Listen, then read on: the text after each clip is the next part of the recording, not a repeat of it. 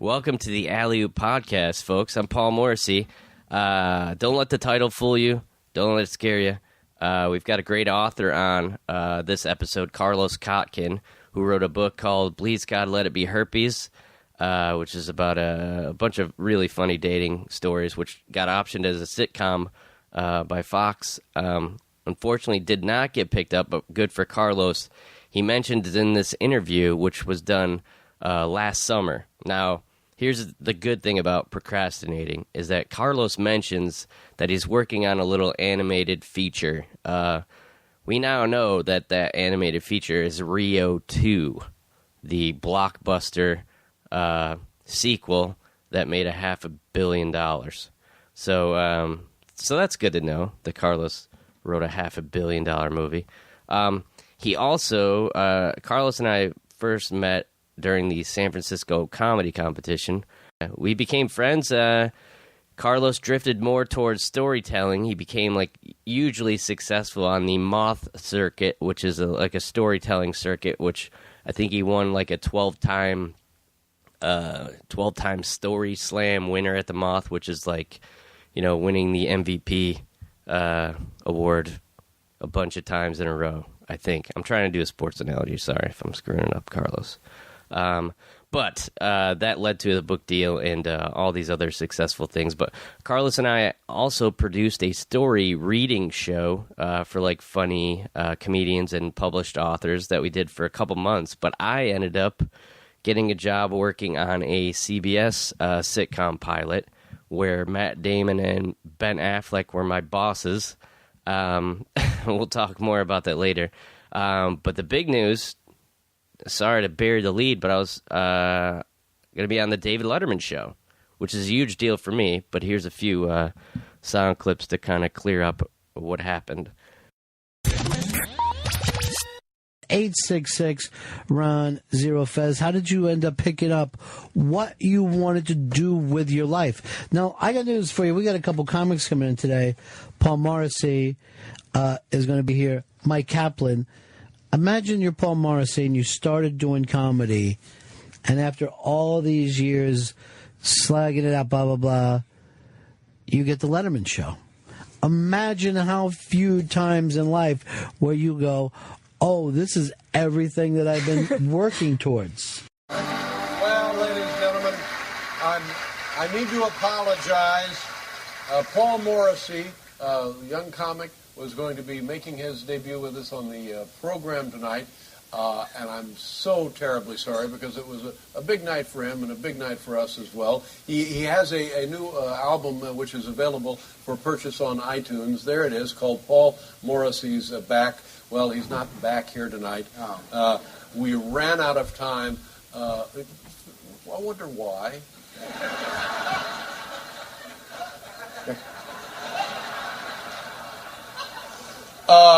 But we'll have Mr. Morrissey back at his earliest possible convenience. And again, I'm terribly, terribly sorry. We don't like to do that, especially to a kid. Yes, making his first time. First time. So it's supposed to be on June, what was it, 10th?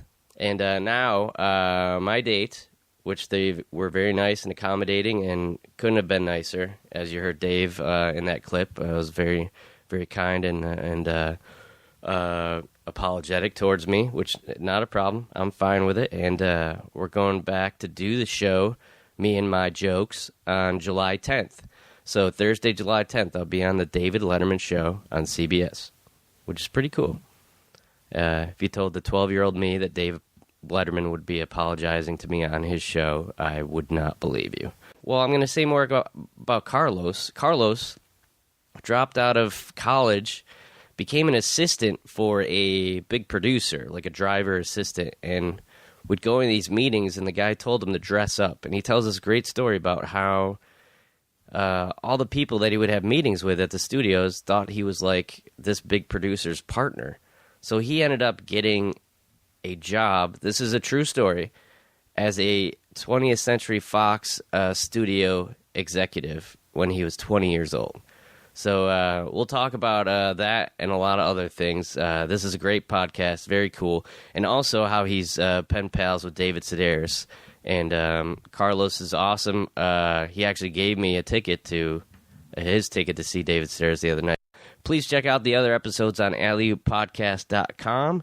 And Paul has a website.com for all the other dates. I'll be at the Riverside Theater in Vero Beach, July 11th and 12th. But more importantly, hey, let's soak this in. I'll be on the David Letterman show July 10th. That's pretty cool. So thank you guys so much for the support and listening to the episodes. And I promise, no more procrastinating. We'll get more episodes up soon. Thanks so much, and enjoy Carlos Kotkin. And I won't listen to their words, 'cause I like birds. Don't talk like you're leaning in, just talk like you're going to talk. My name is Carlos Kotkin, and I'm about to sit down with Paul Morrissey. Why do you come here? Oh, come on. Don't do that. What song is that? Suede Head. Suede Head?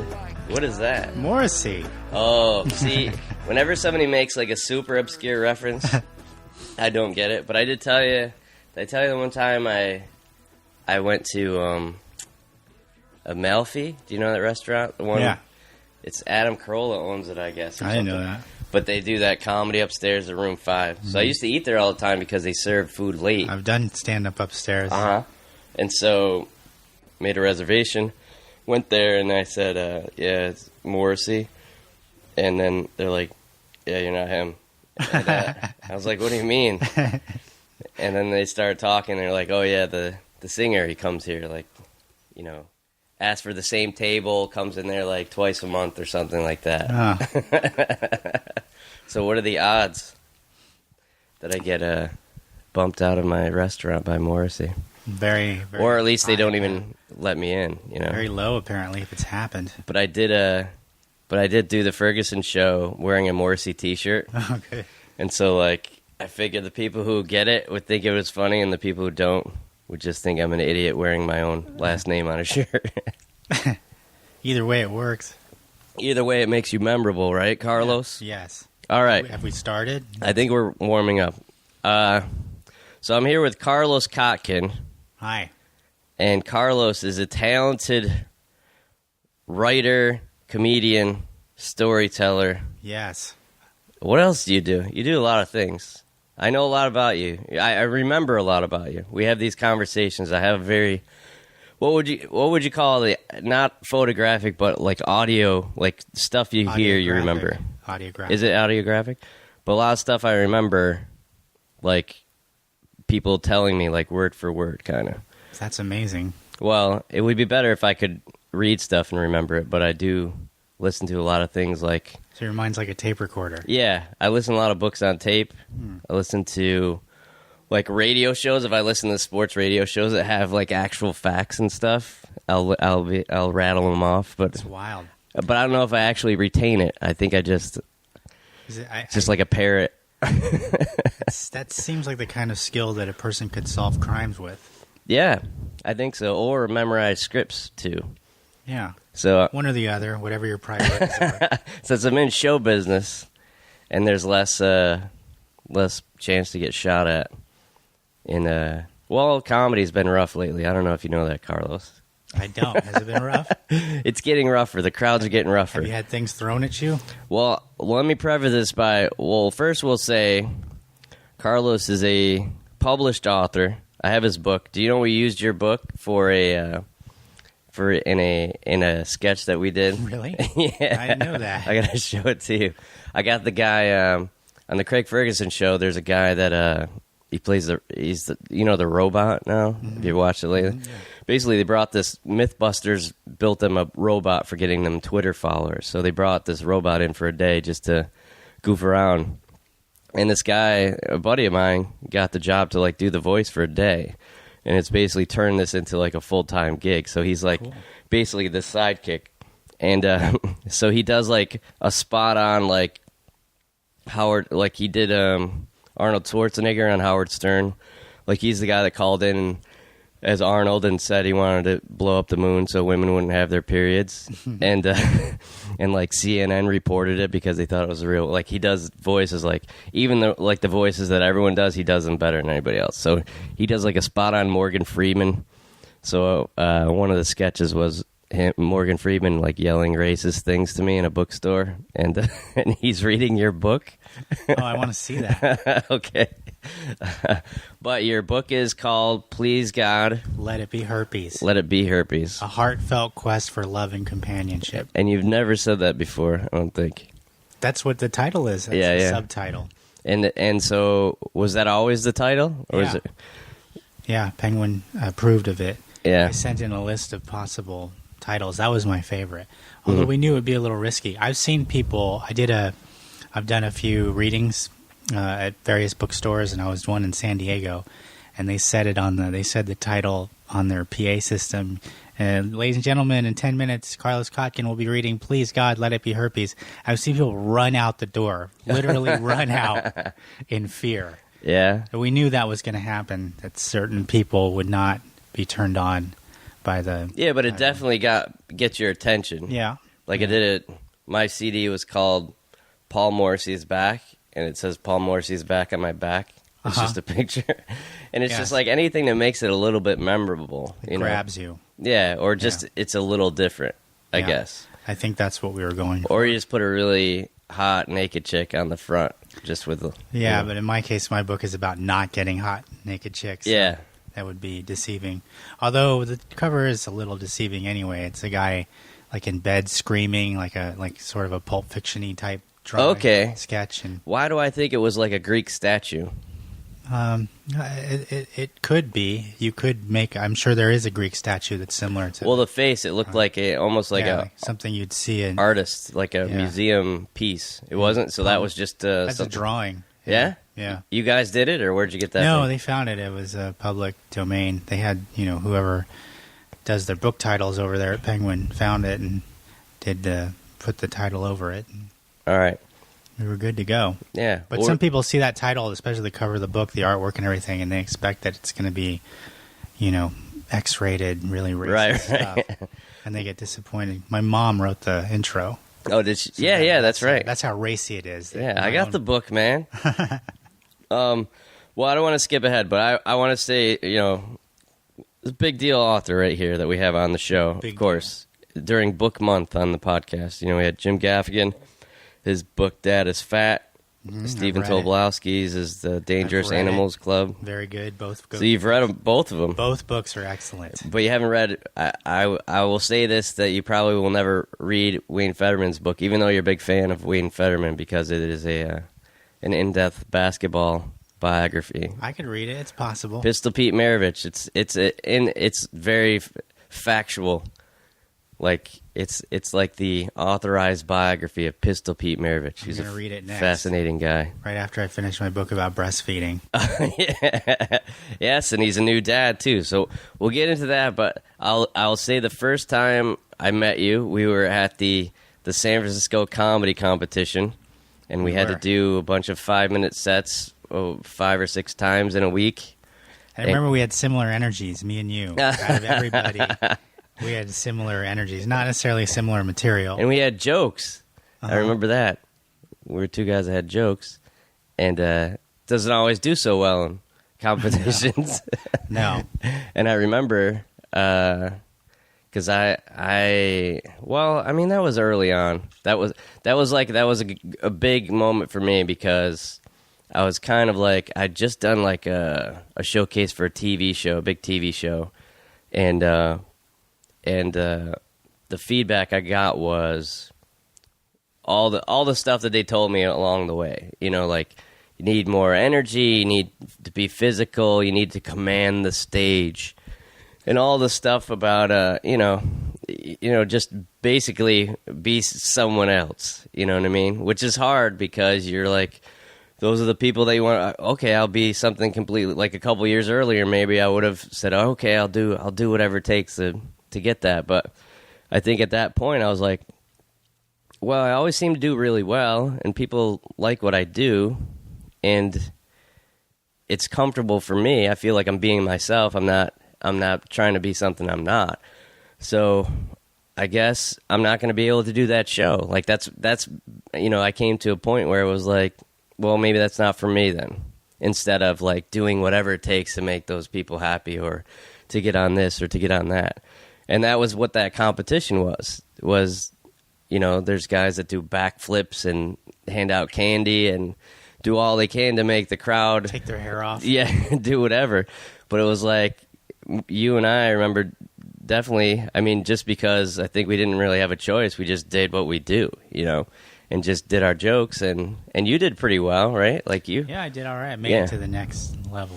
Yeah, you made it to the next round, and I remember it was like a frustrating thing because I think I came in like second place one night, and then the next night I think I had the best set that I had the whole week, and I finished I think 14th out of 15. That's so arbitrary. And it was in Sonoma State. So I'll never play Sonoma State. Show. Yeah. I had a good time there. I think I went up first, so maybe there was something wrong with the scoring or what happened. It's tough to go first. I'm not making any excuses, Carlos. It sounds like you are a little bit. Well, no, this was the good thing was, so I obviously didn't make it. This was, a few years back, and literally 2 weeks later, I will say that that set that got me 14th place at Sonoma State got me on the Craig Ferguson show for the first time. Justice. So that just shows to go ya. What's the saying? But just goes to show that, take advice, but, take it with a grain of salt. Yeah, exactly. So I'm sure you got the same type of advice maybe. Or no, you will tell me. I remember this story now. So how did you actually get into stand-up? Because you came there you were watching DVDs, I remember, was your job, right? Yeah, I did that for a long time. I was a professional DVD watcher. So explain where you came from, Carlos. So well, I got this job watching DVDs before they came out. And this is after college. Yeah, well, I had quite a few jobs after college, but the one that I was doing right around that time was I was watching DVDs before they came out for quality control purposes. This is an actual job where you sit on the couch and you put the DVD in the player and you hit play and you make sure that there's no problems. Yeah. That sounds good on the surface, but the problem with this job is you end up having to watch the movies over and over and over again for technical purposes. And I guess my record was I watched Mission Impossible 2 37 times. That's not a joke. That's real. And that's not like watch it and then take a break for 2 weeks and then watch it again. That's watch it and then watch it and then watch it and then you just watch it and watch it until you've seen it 37 times and then you're done. And so you're looking for what, mistakes or for all sorts of things. We could do a whole conversation just about this job, Paul. Yeah. But I don't do it anymore, so I don't want to. That's why you don't want to do it anymore. I'm not going back. If it was such a cush gig, we wouldn't be sitting here right now. I'd be watching Rocky V. But I do remember you had to fly to like North Carolina to watch a movie once, I had to fly to Pennsylvania, to Wilkes-Barre, Pennsylvania, to watch This Is Spinal Tap. That was an emergency job. Because they just started like putting out DVDs like years later, and what had happened? There's certain factories around the country where they make the physical copies, and one of them, I don't know if it's still there, but was in Wilkes-Barre, Pennsylvania, and there was a big error that was missed, and so in the interest of time, instead of sending another disc to where we worked in Los Angeles, we had to send a quality control person to that factory so that literally the second it was approved, they would hit the button and then all the copies would start to get made again. Yeah. So I was that person that they sent to the other side of the country to watch This Is Spinal Tap. Now, how did that gig start, though? Was that initially like you're the man, or were you like pushed up the ladder? How was I the one that was sent to Pennsylvania? After like guys jumped off the building after. I was the only single person. Oh, okay. I didn't have a family at the time, so I got chosen. It was the easiest for me to go and do that because I could just pick up and go. What was the worst experience? What's worst movie to watch 37 times? Well, Mission Impossible 2, that's my record. I've never watched anything more than 37 times. I don't know. There was a movie. What was it called? It was called A Guy Thing. It's a really bad movie. I'm sorry for the filmmakers. I'm sure you're great people, but that particular movie just didn't work, and I had to watch it 6 times. And the more you watch it, the more you see why it didn't work. It just got worse and worse for me. Maybe that's somebody's favorite movie. I hate to talk bad about movies, but that one was the hardest assignment. Did you ever feel like this movie's so bad it deserves a few mistakes? Yes, but I couldn't do that. Or your job's on the line as far as I had that to goes. correct. There was only one movie that the more I watched, the more I liked. And the first time I saw it, I really didn't like it at all. I just wasn't prepared for it. Was Moulin Rouge. Oh, yeah. And then the more I watched it, which I think was about 11 or 12 times, I began to appreciate the artistry of Queen Latifah. And, is she in? No, I'm just kidding. I don't think she's in that. I just put all musicals into one big category. They're all with Queen Latifah? So were you, like, by the 10th time, were you wearing your costume and singing along with the songs and everything? Yeah. You're getting into it? I had to watch Dances with Wolves 6 times in a row one time, and because of that, I'm now fluent in the Lakota Sioux Native American language. You pick up languages. See, you're just like me, man. You hear it once, and it's locked in there forever. Yeah. Although I'm not as good as you. If I was, I would be solving crimes. You're just trying to further your career. Well, but see, you did kind of use a lot of those skills later on, though, for this book. When I asked how they got into stand-up, mine was basically I was a TV sports anchor, so I was a sports person, but I wasn't a TV actor. You were funny. I've seen you in action. I've seen footage of you. Well, back then, but I wasn't necessarily comfortable on camera, so I went into this comedy club, and they were like, hey, we do this workshop here. It was like a weird thing that somebody would ask me. They asked me if I wanted to go on stage that night. I was like, no, I've just never been to a comedy club before. I'm just watching the show. And so then that's when I started doing stand-up, just through that open mic kind of coincidence. But I know you, so how did you start? The short film? Is that what you're talking about? No, well, yeah, but how did you get into stand-up, or whose idea was it? I feel like you're trying to lead me somewhere, and I don't know where I'm being led. Well, I can't remember wasn't it like you went to a therapist that told you to do it? Or, that was a short film that I did called Overcoming Shyness. Okay. Where I was in therapy for the short film. Right. And then the therapist is kind of a quack, and he tells me, you should try skydiving, which I did for real, and you see in the movie. Mm-hmm. And then I go back in therapy, and I say, well, I tried the skydiving, and I still feel shy. What do I do? He says, you should try stand-up comedy, which I'd never done. So I did it for that film. Oh, okay. For that short film. So I was acting. I was acting as a shy person. Uh-huh. And it was really like the... which is a real stretch for people listening right now. Yeah. And it's... what is it? Are we allowed to cuss? Yeah, go on. It was a real chicken shit way to do stand-up because... especially for the first time, because if I failed, it was great for the movie. It was funnier if I failed. Right. And if I did good, that was good too. And it also wasn't technically me. I was Tony Amarato. I was actually introduced as Tony Amarato, my character in the short. Oh, okay. So it was the easiest, wimpiest way to try stand-up. And it was the best response I've ever gotten from an audience, probably ever. But I really had a good time, so I kept doing it. So wait, but how does the short film start?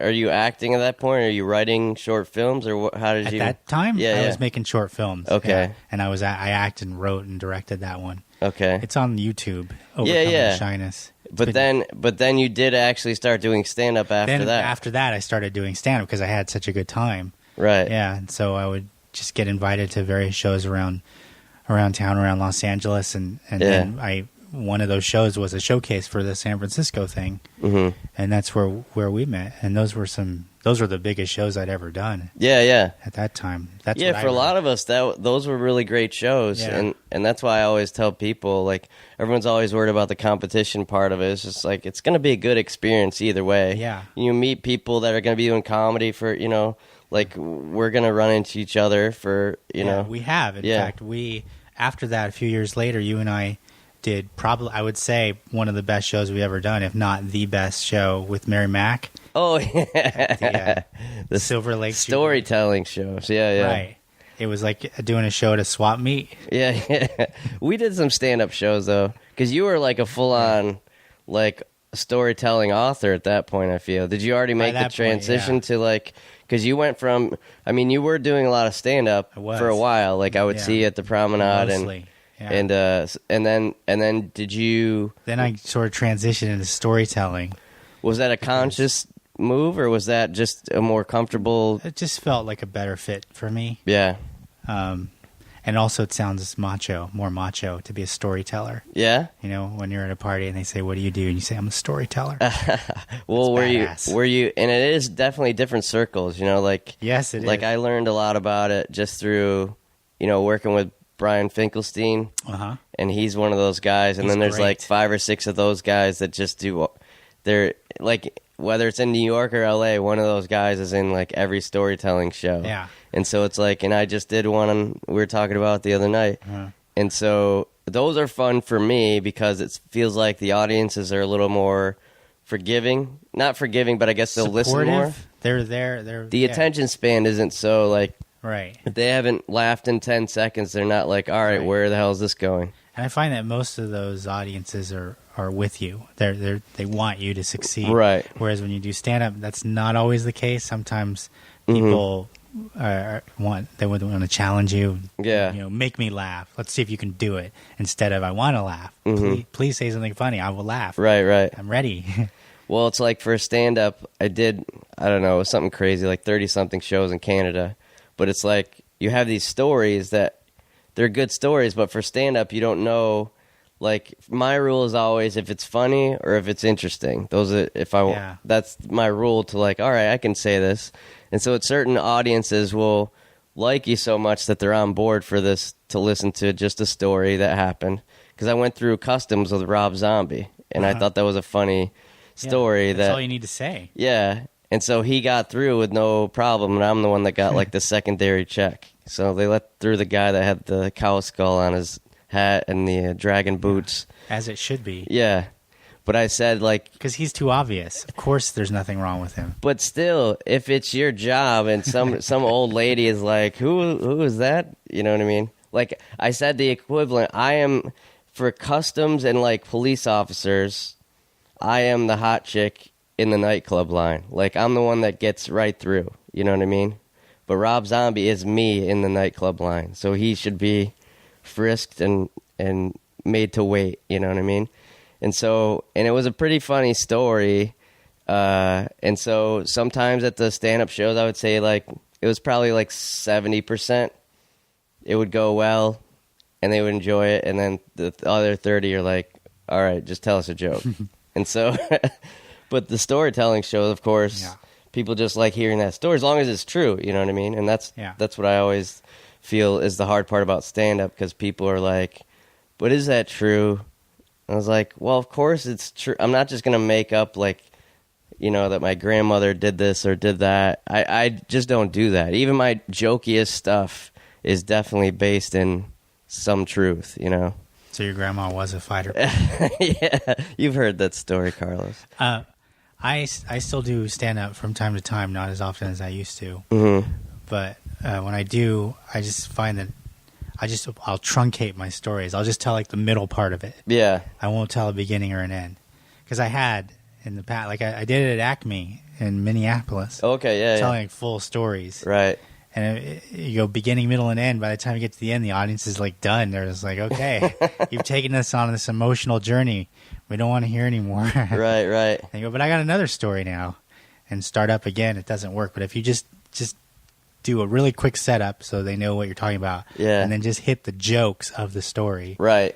And then move on. And well, what was your experience? Because I'll even say, so Friday I did this story. And it went really well, and it was great, and especially the end. When the end is satisfying to people who watch those shows all the time, that's what my kind of gauge is.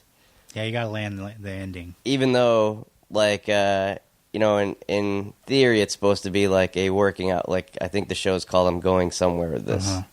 So it's all funny people. So it's gonna be funny throughout, but you don't know if the story is gonna be like a home run. You know what I mean? Because obviously, it was the first or second time I said it, but it does feel like whenever I get in front of those kind of, a Silver Lake crowd, I'm just like, I'm a kid from upstate New York in a little town. Like, everyone in this audience is doing a cleanse right now. Like, I have nothing in common with any of these people, but it is funny how if you can find the right way to get to them, they kind of understand it. But what's your process when you start telling stories at those kind of places? Because obviously you tell the longer versions, and then you kind of edit it down. Is it? Yeah. Well, if it's a stand-up show, then right. I'll just do the bullet points.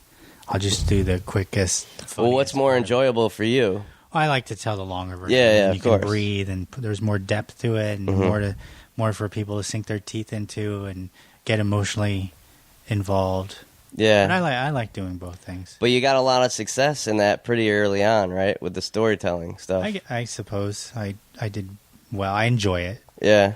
I don't know. But everyone was telling me about you. Like, it was like, I don't know. I probably that year after we did the San Francisco thing, I would see you around doing spots and stuff, and you always had really funny jokes, but I would only see like 5 or 6 minute things, and then all of a sudden, like, everyone's talking about the Moth. You got to see the Moth. You got to do this, and then they're like, "Oh yeah, Carlos won the Moth Slam or the whatever." So what exactly happened from? And then I know that I tried to see you a couple times for the Grand Slam or whatever it was. So what's that whole the gauntlet of the Moth?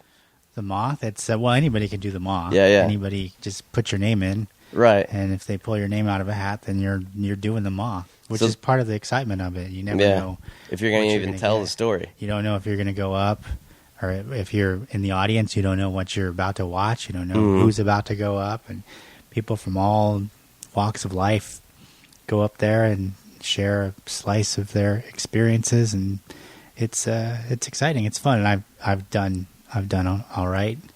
Well, yeah, you don't have to be shy about it. It's like that basically kind of built up to the getting the book deal, right? It was a big help. Yeah, because the Moth became like a really hip place for like people to tell stories, and it still is. Yeah, of course. And then so what was it? Every show the audience would vote on who they liked, it's or a contest. Yeah, and so you kept winning these.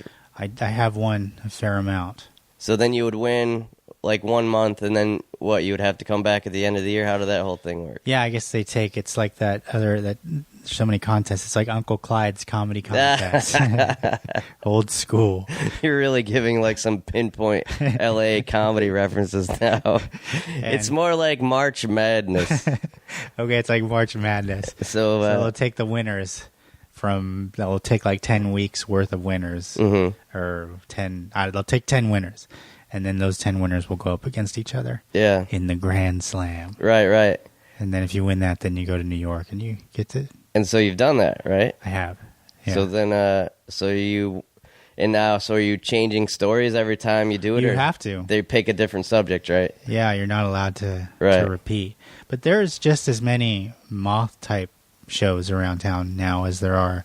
Yeah, I've noticed that. Yeah, but it is two circles. I mean, there's a lot of people that have their foot in both. Rings. I feel like I have done both. Yeah, you definitely have. But most people either do one or the other. I've found, because I know a lot of people in both, but I don't know a lot of people that do both.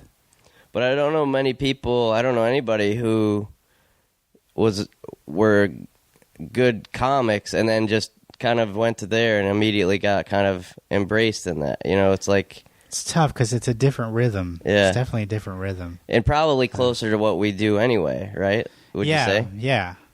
I mean, there's a lot of stand-ups who naturally tell stories, so for them it would be an easy transition. But for the ones that do joke, which there's nothing wrong with that, but it's just different from telling a story where you have time to breathe, and that's a different way of saying it. Or you just say we've had to overcome a lot. But when you start doing stand-up, yeah, you were taking a lot of yoga classes. I still do. Yeah. Yeah. But not to meet chicks anymore. Good transition. Not to meet chicks, no, just for my health and well-being. Now, when did we start doing like all these dating stories? Is this just coming off of like the stories that end up in the book? When did we start doing all these? When did all this stuff like start happening to you, or when did it become an idea of like? Well, it was always happening to me, but when I started writing about it was for a particular show in Los Angeles, because this goes worldwide, right? There's people in Bhutan listening right now. Yeah, of course. So for you people in Bhutan, there's a show called, does Bhutan still exist? I don't know. We're going to have to look it up later. Yeah. Put a pin in that. I want to go there. Okay. Sit and Spin at Right, the Comedy right. Central stage. Right. And that was the first time I found out that there was a show other than stand-up, straight stand-up, but could still be funny storytelling, funny storytelling. I went to go see a friend of mine, and I loved it, and I thought, I could do that. So I wrote a piece for Sit and Spin, and I decided to write about a bad date, which is where I ended up getting the title of my book. I went out with this girl. I met her on Snatch.com, and after a few dates, we had intercourse, and then right after she told me, I have to tell you something, I have the H word. So then I was thinking, HIV, herpes, please God, let it be herpes. Yeah. God, if you give me herpes, I will be the happiest man on earth. And thank God it was herpes. I have herpes now. High five. I don't have herpes, but I wrote about it. It was herpes. I didn't catch anything. Right. But I wrote about that experience, and it went well. Had fun sharing it. And then I had to go back to Sit and Spin, and a lot of the stories I wrote, not all of them, but a lot of them were about various dates that I've been on. Mm-hmm. And it turned out, I didn't realize it at the time, but that I was writing my book.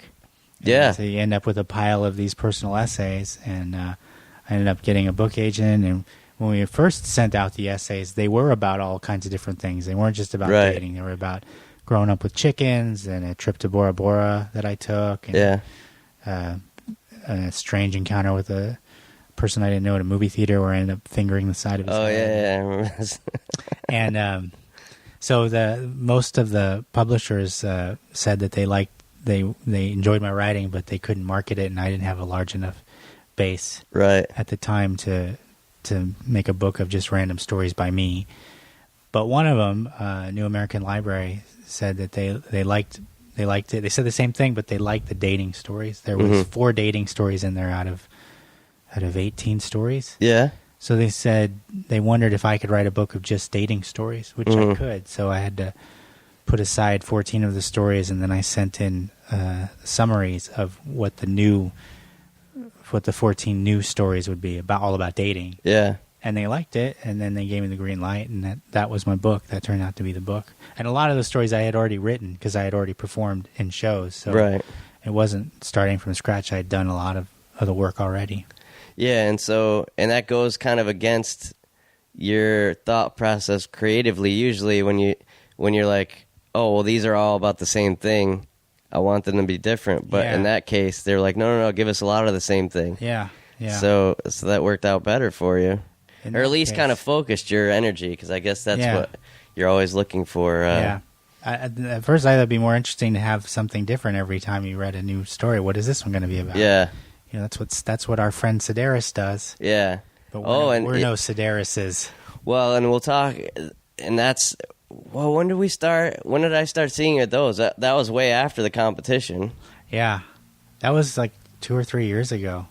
Oh, that was it? I thought that Long Beach one was years ago. Was it? I think it was just like 3 or 4 years ago. Really? Okay. First I said 2 or 3, now I said 3 or 4, so it was probably 7 or 8. Because even that Chapman University one, that was at least 2 or 3. Because I saw him again last year, and I hadn't been there in a couple of years.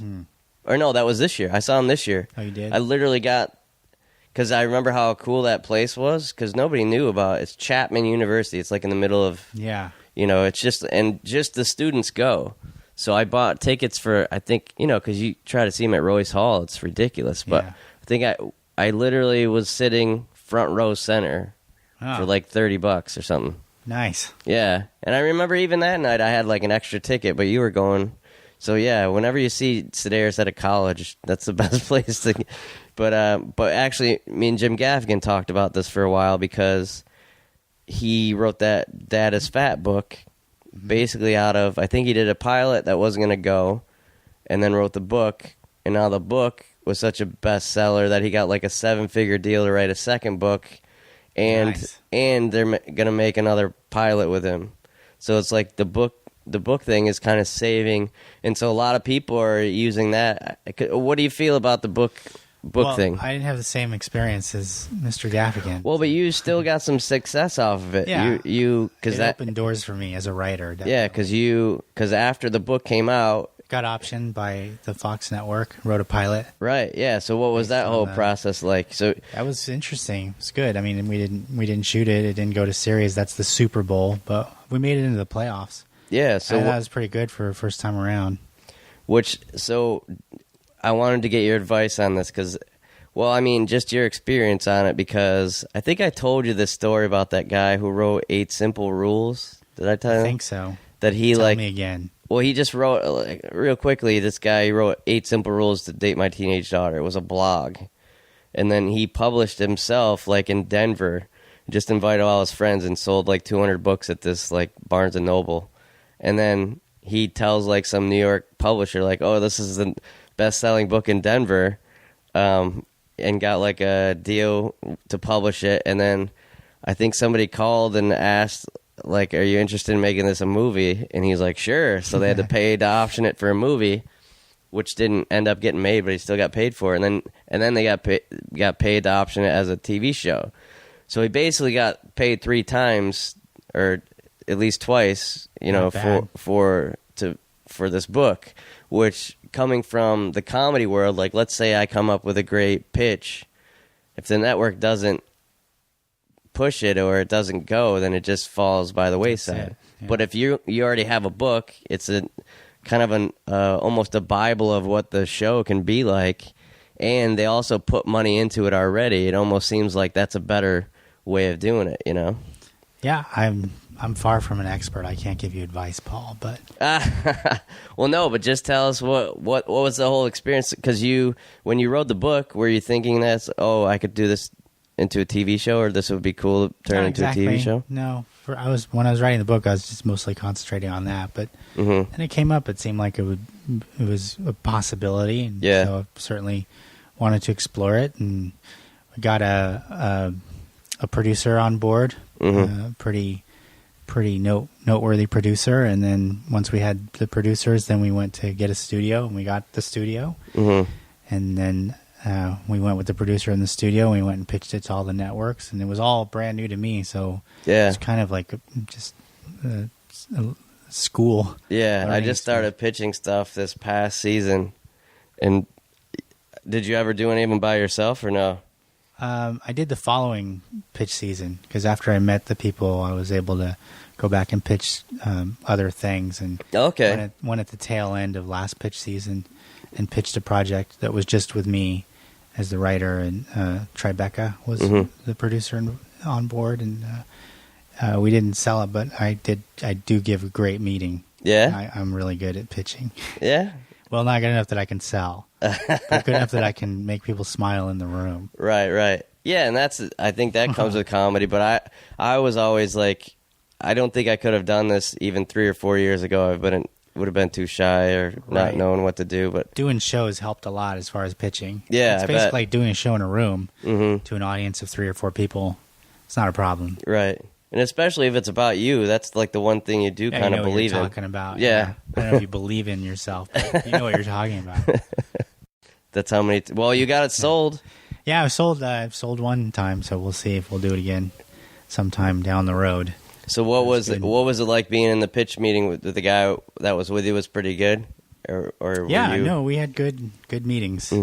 I don't get intimidated usually. Yeah, by being in a room with somebody. We're all human beings, Paul. Yeah, you got a quiet confidence, Carlos. Thank you. and so when you sold for the TV show, are you getting ahead of yourself, or did you already learn that lesson not to? Oh, I learned that a long time ago. Yeah. Never get ahead of yourself. Never get excited about anything, ever. You didn't buy like a Ferrari or anything? No. I learned my lesson a long time ago. Yeah. I've been at it for 50 years. What was the first lesson? I've just had a lot of when close Uncle calls. Clyde's didn't give you the fries, even though you had the best set of the night. Exactly. you just have so many close calls, and you think, "Oh my God, this is going to be amazing," and then nothing happens. So you just have to be patient and. Yeah, there's never the one huge break. No. They all lead to the next thing, which that might actually be the thing. So that's what I was wondering, because people are always close, and nothing against you. That's the way everybody is when it's like, all right, he wrote a book, and then they sold it to a show. What's going on with the show? Yes. And then it's like there's 4 or 5 months of like, you probably not even knowing exactly what's going on. Yeah, it was like that. Yeah. So you learned to was it stressful or was it just easy. Yeah? No, I stopped getting stressed a long time ago, except for when my child arrives 2 months ahead of schedule. Yeah, but even that I took in stride. All right. But now we're relaxing here. I mean, everything's fine. You've been playing video games all day. Yeah. So you're just smoking pot out the window. Watching Cinemax. So what's the plan now for like career-wise? I always wondered where you're going to go after. Do you feel like when you got that experience writing in TV, do you think that's something that you would like to do? Or it's a possibility. There might be some opportunities coming up not too long from now. Mm-hmm. I'm also writing an animated feature that's coming out next year. Oh, no way. For 20th Century Fox. How did that start? So, sort of through the book again. Yeah. I was a serious author. Yeah. Now that I've written this book, and I went in and had a meeting with the filmmakers, they felt that I had a writing voice that matched the project, and I wrote some pages for them, which they liked, and I got hired, and I've been working on that for over a year now. That's awesome. And did you write screenplays before? Yeah. That's what I thought. Yeah. You're an LA kid. You write screenplays in like 7th grade. Yeah. For instead of book reports. But is this your first like screenplay you've been paid to write though, right? Yes. Well, yeah. I wrote a TV movie that did not get made. But I did get paid for it. What was that one called? That one was called Troy Baker Stole My Family. Oh, yeah. What was that about? And that's the log line. That's all you need to know. It's about a guy named Troy Baker who stole this girl's family, his teenage girl's family. He moves in, and they love him more than they love her, etc., etc. Didn't get made. It was for ABC Family. Well, how does it end? You got to tell me. I don't remember how it ends. That was a long time ago. You didn't kill Troy? Oh, they fall in love. Yeah. Of course, they fall in love. It's always the love-hate thing. But so that was something that happened, that when it happened, I thought, all right, I'm good. I'm done. I've arrived. Yeah. No more watching DVDs. This is going to be, I thought Troy Baker Stole My Family was going to be my Piranha 2. But then nothing happened after that. And then I watched DVDs for a few more years. Yeah. And that was one of the many lessons where I saw, okay, don't get too excited about things. Yeah, people always talk about, like, they always wonder how, you see somebody, like, waiting tables or whatever. It's just like, or when Andy Kaufman, remember, he was, like, working at Jerry's while he was on Taxi. It's just, like, it's crazy, but it's not that crazy. Like, people in show business are pretty insecure, so it's, like, especially actors, I think that's the craziest thing, to just be waiting by the phone for an audition. I mean, comedy's pretty nuts, but at least you can make a little bit of money. Yeah. But I mean, in Iowa. Yeah. Well, I mean, what about you now? Like, is there do you like still being on stage, or is it Yeah, I like it. I feel like I'm more of a writer than a performer, but I really enjoy performing. But I'm not obviously a hardcore stand-up like you these days. I don't go on the road or stuff like that. But well, I mean, that's still part of, like, you wanna be a pro and earn your money. So it's like I've kind of turned that. It's been a job for me, but it's not something I can just not do. I'm not a pro. I get it. I get it. No, but it's like you made money. You probably made a lot of money doing something else, which I never have. I've made a living as a writer. Yeah. So I'm happy doing that, and I hope it continues. But I guarantee you, even when you're watching DVDs, you're making more than I was doing comedy. So it's not like there's a choice. And even when I was a TV sports anchor, I made no money. I remember I signed a contract for $16,000, which I think is for. I don't know if you can sign. No, I don't know if you can sign a contract for minimum wage. Can you do that? Is that Apparently legal? you did. I know. So that meant I was under minimum wage, but I couldn't leave to go to get a better job. So That's it's perfect. basically slavery. That's what you look for. But stand-up wise, you don't ever have that bug of like, oh, I just got to get this off my chest. Yeah. No, I do stand up every so often. Yeah. And I would like to do it soon. Maybe I'll do it next week. Yeah. I don't know. Well, I'll be around. I'll bring you down. I do these shows down here all the time. Okay.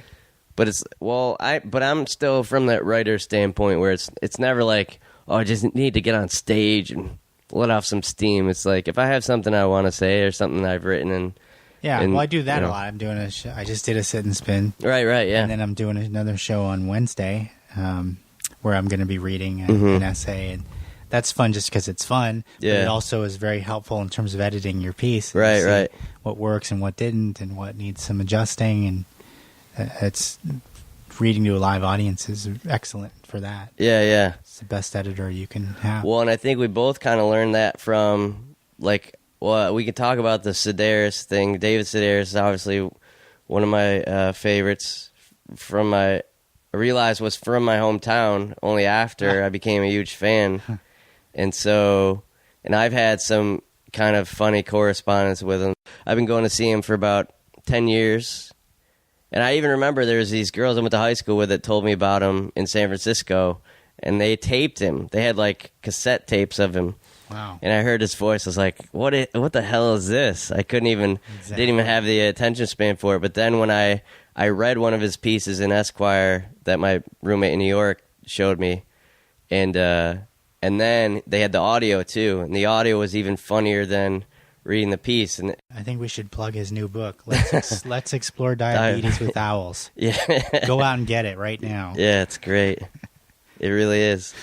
And so when did you first start? When did you find him? Was this during your stand-up phase, or was this? I wrote to him and asked him if I could open for him. Right. He wrote back and said I couldn't. How'd you get his address, or you just wrote to his agent and they gave it to him? Right. He said something like, "The problem isn't you opening the show, but me having to follow you." Right. Yeah. No, you can't. He's very cool like that. That was the best rejection I've ever gotten. Yeah. But then I kept writing to him since that. I thanked him. He sent me a postcard. I thanked him for the postcard, and I said in the letter that I wrote, I thought that your postcard was from my dentist because he's the only one that sends me postcards. My dentist, Dr. Julian Chen. Mm-hmm. And so then he wrote back and he said, "I love that your dentist is named Dr. Julian Chen." I don't know why, but he did. And so then we kept writing, and we write fairly. Well, what's the next step from there? You can't. Where do you go from? Well, now after we write, the dentist. We graduated from postcards. He writes actual letters now.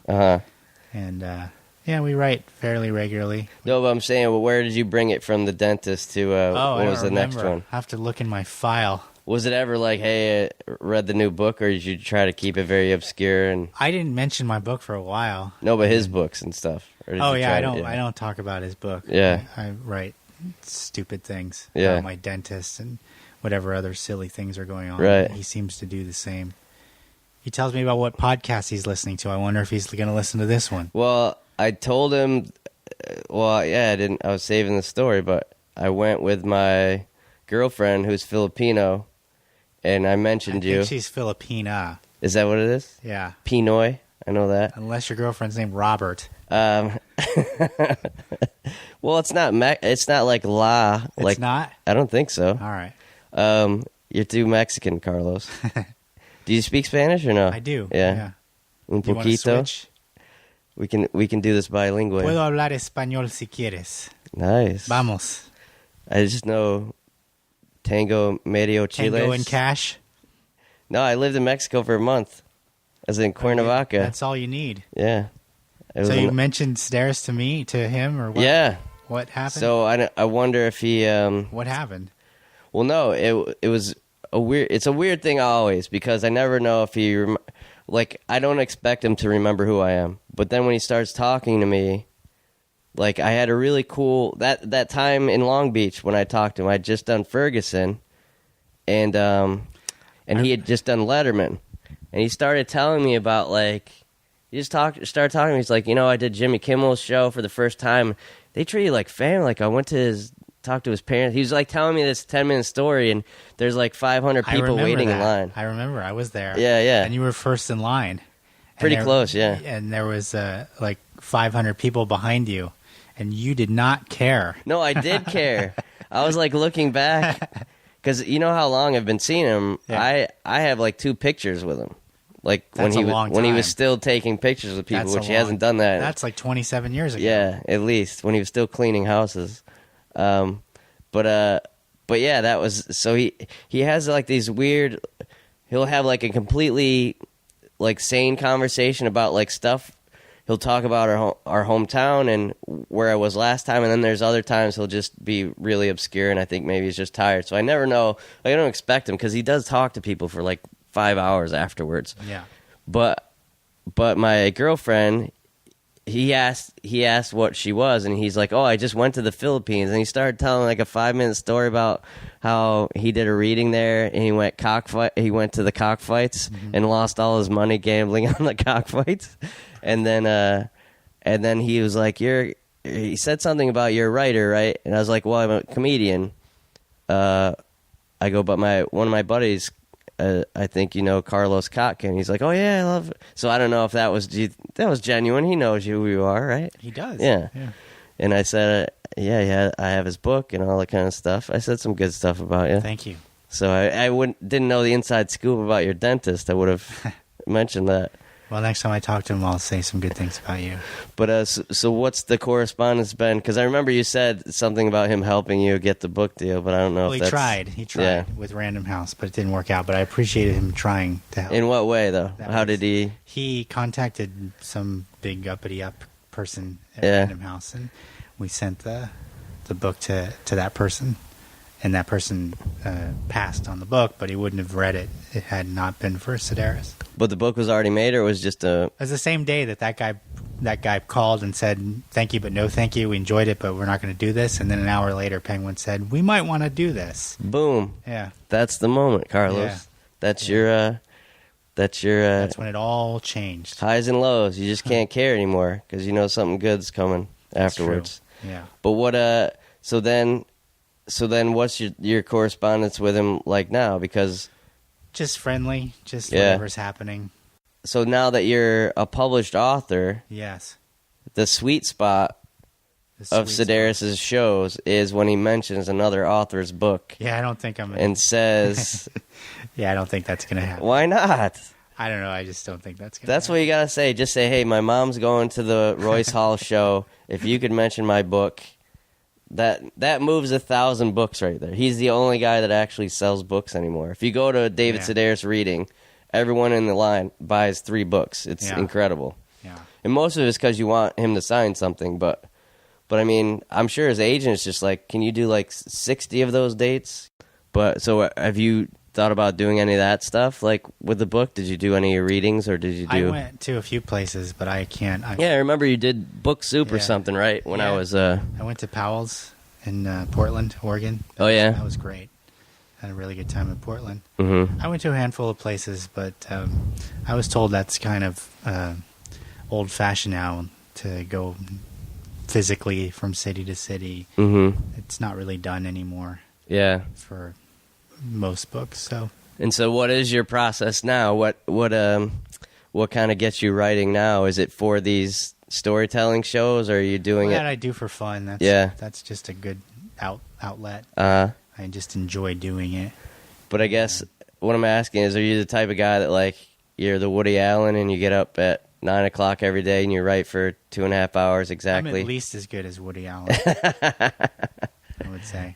No, I don't know. I just write when I feel like writing it. There's no certain time for me. Okay. So or it's a little... if I have a deadline, then I have to, working on this screenplay for the animated feature. Right. I've had to go to New York several times to work on it. Now, are you in the position to like sell your next book before you write it?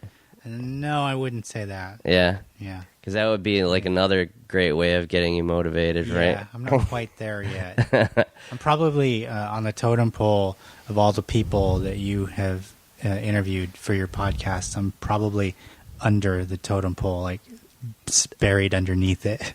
What are you talking about, man? You're the only. I use your book. I got to pay the rights to use your book in my sketch. Remember? Yeah. You gotta show Now that me. you've told me. Well, but is there any plans like for a next book, or because you're Yeah, married and you yeah. have a kid now, so you Yeah, I can't could write the sequel. Yeah.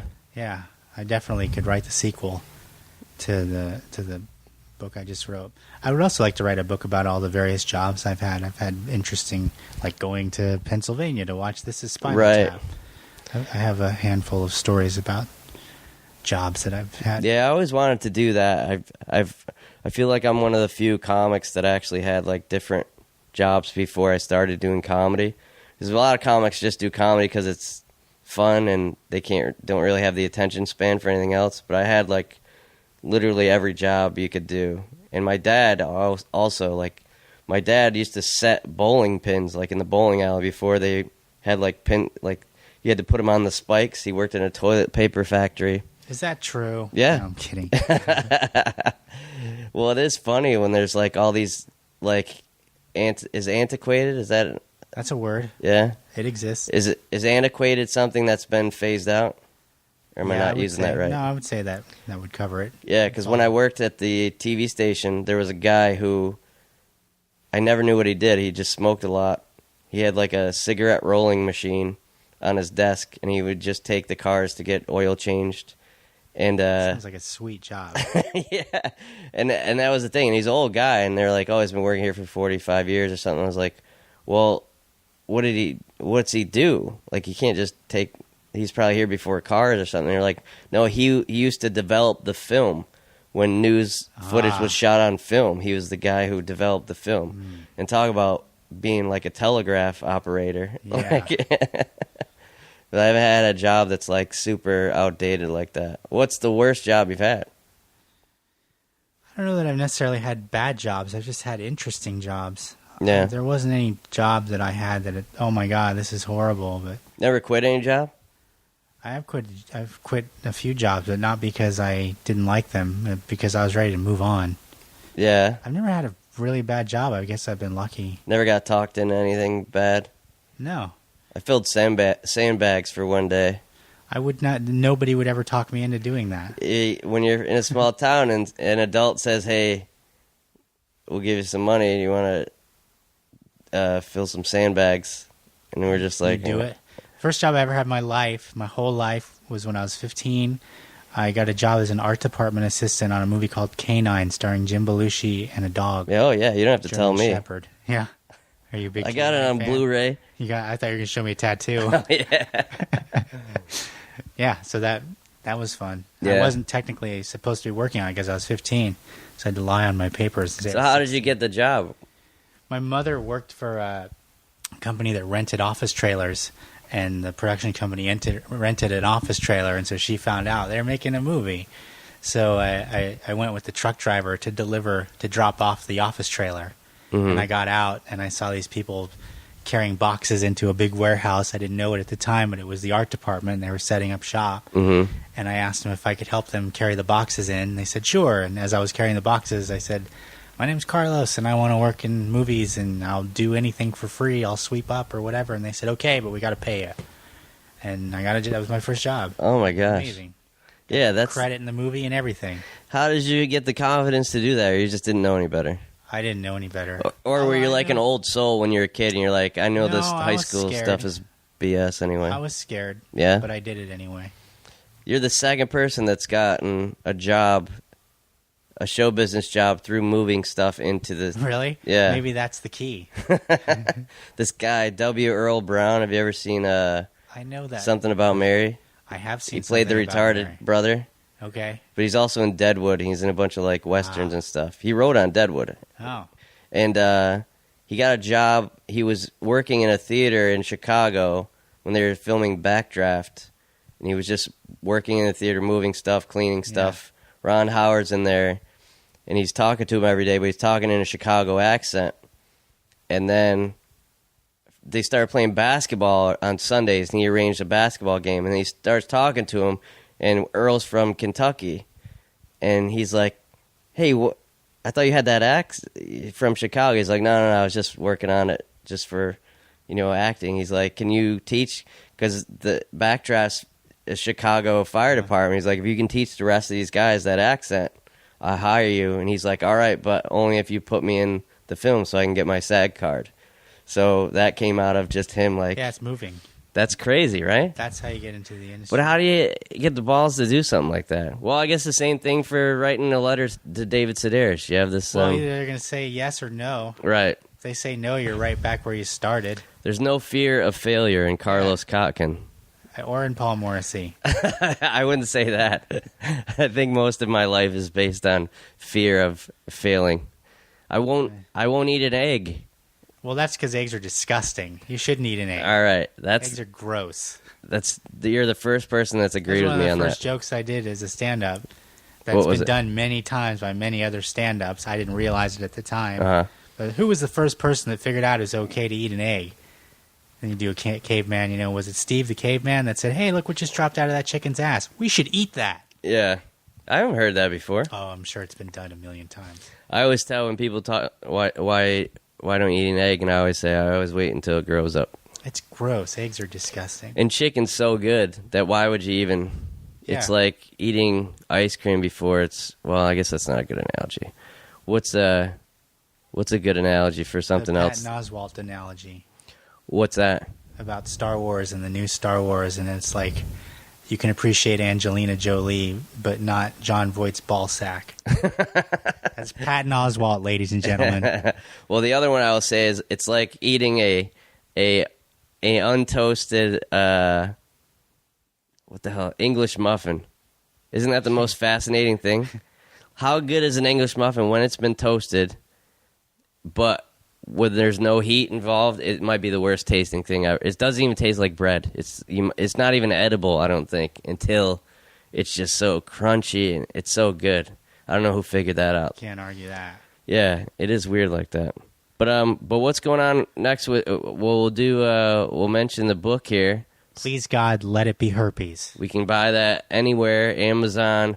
Actually, the podcast is sponsored by Amazon, so I'll put the same thing. I'll put a link up to buy Carlos's book. Cool.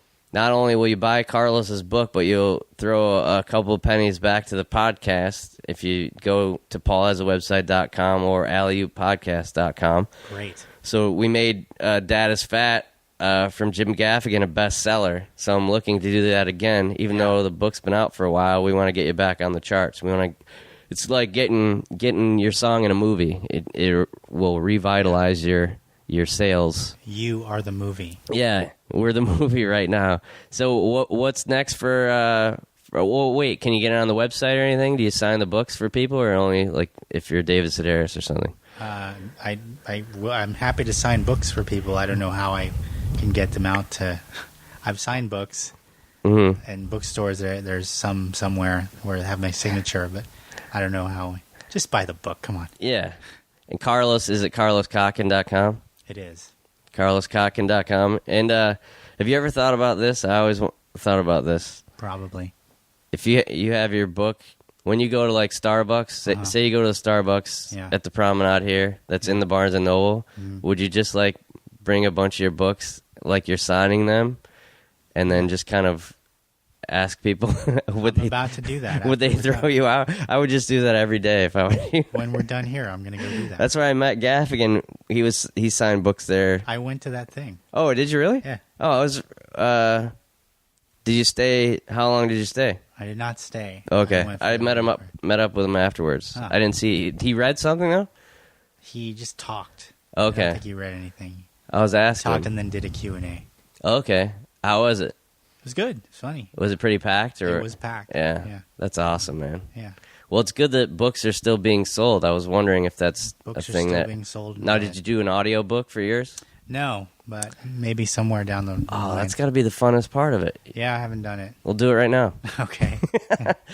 So buy Carlos's book. Look out for the. Can you say anything about the animated feature? Or that's just you don't want to. No, I don't want to. I don't want to talk about it. What about the next book? You got to tell us the title of the next book and when it will be out. Just stop pressuring me. Well, I want to give you a deadline. Don't. It's too much pressure. Just relax. And Carlos will be doing stand-up.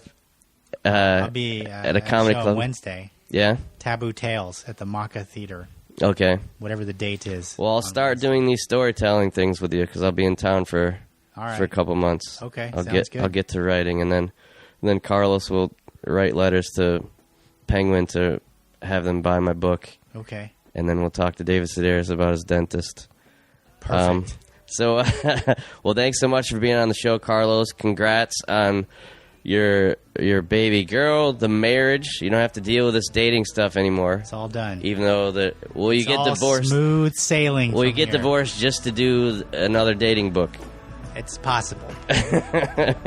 Your wife will understand. Yes. And then you can marry her again. She gets another engagement ring. It's 3 books. It's a good deal. Yeah. But congrats on the book and almost the sitcom, but I feel like something bigger is coming anyway. So we shall see. All right, thanks for being on the show, buddy. Good talk. And good luck with everything. Thank you. Carlos Kotkin. But it's alright if you act like a turd, 'cause I like birds. So that was our episode with the hilarious Carlos Kotkin. The guy does it all. Author, screenwriter, studio executive. That is the craziest story ever. There's even another backstory, when he became an executive, that he was the only one that liked the movie There's Something About Mary, which became a huge hit, but for a stretch of time it was known as Carlos's movie because he was the only one that liked that and championed that movie. So, hope the Farrelly brothers know how important Carlos Kotkin was to their career. So, buy Carlos's book, Please God Let It Be Herpes. You can get it on Amazon, any bookstore, also carloskotkin.com. That's Kotkin. And hopefully we'll be doing some more Funny Writers Reading Stories shows at the Promenade Playhouse in Santa Monica. Carlos and I both do the shows along with, we had Stephen Tobolowsky, Lori Kilmartin, who's a writer on Conan, also wrote a very funny parenting book.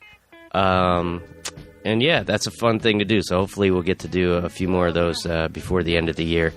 And what else? Yeah, look for me on the David Letterman Show, July 10th. So thank you guys so much for the support. Go to alleyooppodcast.com to download more episodes. We had Jim Gaffigan, Larry Miller, a lot of great episodes, and they're evergreen. We don't do any timely things because, of course, it takes me 9 months to upload these episodes. So I'll try to be more productive with the podcast. But thank you guys so much for listening. And go to the podcast page to donate or use our Amazon link. When you buy stuff on Amazon, it automatically throws us a couple pennies with no extra cost to you. If you just go to alleyooppodcast.com and click on our Amazon link whenever you buy stuff. That would be a great way to give back. And tell your friends about the podcast. Spread the word. You can follow me on Twitter at Paul Morrissey, MORRISSEY. And that's it for promotion. You probably stopped listening already. But thanks so much to Carlos Kotkin. Congrats. And definitely check out that story, The Accidental Executive. I think you can listen to it on the Moth website, which is themoth, MOTH.org. O-R-G. Yeah, that's street cred right there when you go with the org. So thank you guys so much. See you next episode.